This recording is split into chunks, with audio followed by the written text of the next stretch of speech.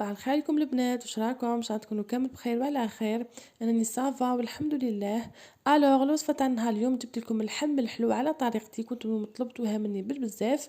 هذا هو اللحم الحلو تاعي، تجي مرقته بزاف بيضه ويجي بنين. قلت لكم فيه بنه تاع العراس. نبداو بسم الله على بركه الله، نتعرفوا على مقادير الوصفه وطريقه التحضير تاعها. لهنايا اللحم الحلو تاعي واش نحتاج كيله من الفواكه المجففه، مع الكيله تكون شويه معمره بهذيك الشباح الصفراء. راح نخلي لكم الرابط تاعها في لا ديسكريبسيون تحتايا، في صندوق الوصف. اللي ما شافتش الوصفه تروح تشوفها وتحضرها. لهنايا نجي، قلت لكم عندي كيله تاع الفواكه المجففه. بنفس الكيله اللي كيلت بها هذيك الفواكه المجففه نكي بها السكر كيله، وجوج كيلات تاع الماء. ولهنايا عندي المغرفه كبيره تاع السمن، انا نحب نديرو بالسمن باش تجيني فيه بنه تاع العراس. وندير درت له كيله تاع السكر تكون معمره مليح مقبه، راهي شغل مقبه مليح. ودرت له زوج كيلات تاع الماء. انا المرقه تاع اللحم الحلو نحبها تكون شويه خضره، ما نحبهاش تكون خفيفه بزاف، وميم طون ما نحبهاش تكون حلوه بزاف باش ما يصرعنيش. قلت لكم درت له مغرفه كبيره تاع السمن. كيله تاع السكر تكون معمره نفس الكيله اللي كيلت بها الفواكه المجففه تاعي. ودرت لها زوج كيلات تاع الماء، نخلطهم هكايا بارد في بارد. الماء درتو من الحنفيه عادي، خلطهم هكا بارد في بارد. وزدت له عود تاع قرفه، اللي حب يدير له هذيك نجمه الارض يزيد يديرها له.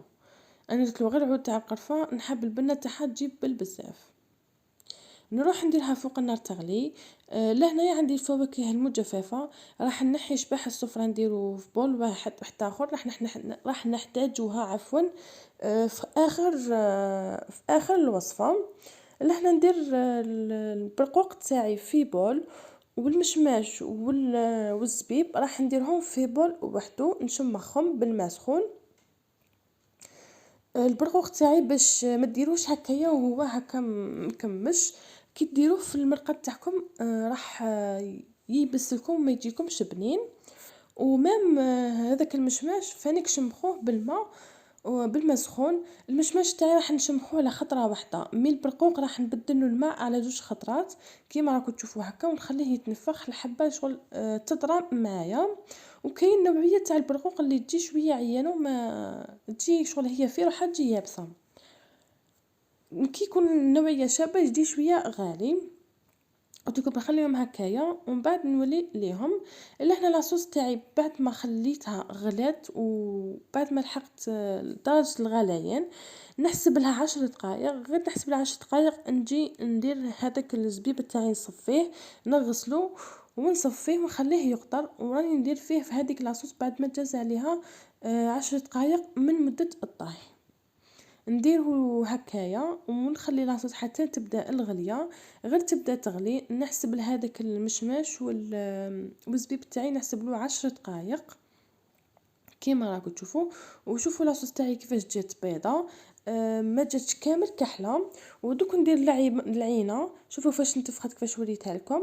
ممكن ندير العينه ما راحش تطلق لي كامل هذيك الكحوليه، وما راحش تجيني المرقه تاعي كحله. ندير هذيك البرقوق تاعي، نخليه يغلي لمده البرقوق ما نخلوش يغلي بزاف، نخلوه حتى 6 دقائق. ونجي نبقى نشوفو كي نشوفو هكا تنفخ لي والحبه شو طابت تماتيك سي بون. راهو طابلي اللحم الحلو تاعي.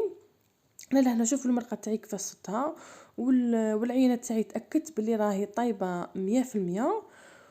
ودرت لها فنجال الا ربع تاع الماء زهر، فنجال تاع لاتاي هذاك الصغير. درت له فنجان ناقص 2 صباعتين من ماء زهر، كبيته له هكايا. يعني في اخر لحظه كي نجي حنطفي عليه، نخليه دقيقه ومن بعد نعاود نحي له الغطاء، ندير له هذيك الشباح الصفراء ونطفي عليه ونخلي هذيك الشباح الصفراء تتشرب لي.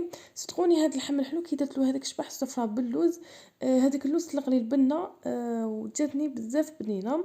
تحبوا ديروا هذيك الشباح الصفراء مع لاصوص، ولا تحبوا ما ديروهاش حتى تخلوه مع التالي. أنا درتو معاها خليته يتشرب، هذيك لاصوص جاني بزاف بنين هكايا، وراني نسقي فيه. لهنايا هذاك التفاح اللي كنت طيبته معاكم راح نخلي لكم تاني الرابط تاعو في صندوق الوصف في لا ديسكريبسيون، باش كي تحوسوا عليه تصايبوه فاسيلمون.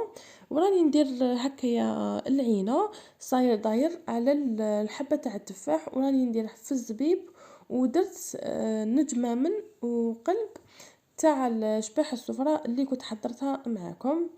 وفي كل حبة تاع البرقوق كنت درت لها حبة تاع اللوز. هذا هو الحم الحلو تاعي، جا فيه بن تاع رمضان و ميم طون بن عراسي، جا بزاف بنين. جربوه على هذه الطريقة وما راحش تندموا. واللي تحب دير فواكه مجففة اخرى كيما الكيوي باناناس، انا هذوك ما يعجبونيش ونحسهم يجوا يابسين وخسارة الدراهم. يسمى نحب هذا اللحم الحلو نحبه هكا سامبل كيما يديروه بكري. زدت له غير هذيك اللمسه تاع الاشباح الصفراء اللي عطاتها بنه، وزاد لها بنه على بنه، ما نكذبش عليكم جا قرف هايل. نتمنى من قلبي تعجبكم الوصفه تاع نهار اليوم وتجربوها. البنات كيما نقول لكم دائما، يبقى لكم التزيين اختياري والجود من موجود.